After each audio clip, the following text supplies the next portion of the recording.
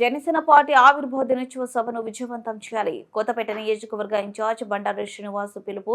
పిఠాపురంలో జరిగే జనసేన పార్టీ ఆవిర్భావ దినోత్సవ సభ విజయవంతం చేయాలని కొత్తపేట నియోజకవర్గం ఇన్ఛార్జ్ బండారు శ్రీనివాస్ ఆవిర్భావ సభను విజయవంతం సమన్వయకర్త సుంకరి కృష్ణవేణి పిలుపునిచ్చారు.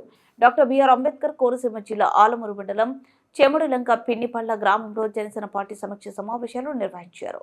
జన సమీకరణలో భాగంగా ఏర్పాటు చేసిన సమావేశానికి బండారు శ్రీనివాస్, సుంకర కృష్ణవేణి ముఖ్య అతిథిగా పాల్గొని ప్రసంగించారు.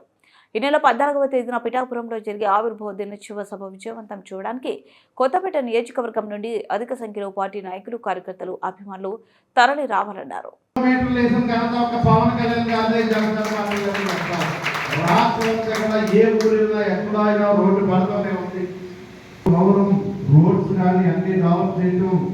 గ్రామ స్వరాజ్యమే దేశ స్వరాజ్యం, రాష్ట్ర స్వరాజ్యం, రాష్ట్ర స్వరాజ్యానికి దేశ స్వరాజ్యం ఆలోచనతో గ్రామ స్థాయి నుంచి మన అధ్యక్షుడు పవన్ కళ్యాణ్ గారు అయితే దాన్ని డెవలప్ చేసుకుంటూ అభివృద్ధి చేసుకుంటూ వెళ్తూ ఉంటారు. అలాగే దాంట్లో మనలో కూడా చాలా మంది రైతులు ఉంటారు. జనపంలో 2 నెలలకు వస్తుందా, 3 నెలలకు వస్తుందో అటువంటి పరిస్థితులు మన జనసేన పార్టీ తరఫున పౌర సరఫరాల శాఖ మంత్రులుగా ఉన్న నాదేంద్ర మనోహర్ గారు ప్రభుత్వం వచ్చిన వెంటనే ధాన్యం రైతు అమ్మిన 48 గంటల్లో వారి ఖాతాలో డబ్బులు వేస్తామని చెప్పి వారు ఎమ్మెల్యేస్ గారు, పర్యాటక శాఖ మంత్రికి వారు ఎంతో కృషి చేస్తున్నారు. మన ఎమ్మెల్యేలు చాలా కష్టపడుతున్నారు.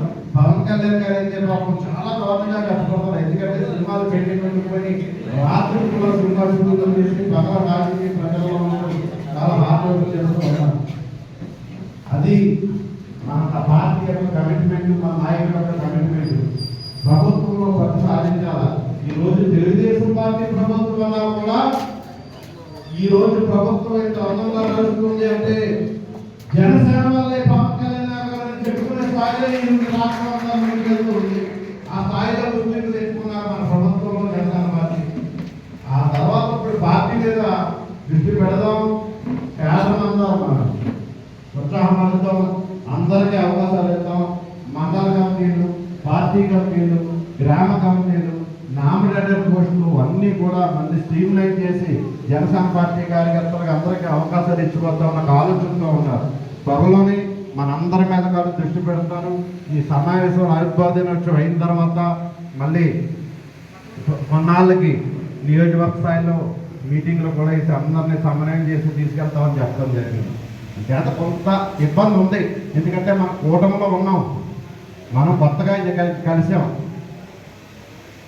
రాష్ట్ర స్థాయిలో వారు కలిసారు, నియోజకవర్గ స్థాయిలో కూడా నేను చాలా వరకు పోరాటం చేసుకుంటూ సమన్వయం చేసుకెళ్తున్నాం.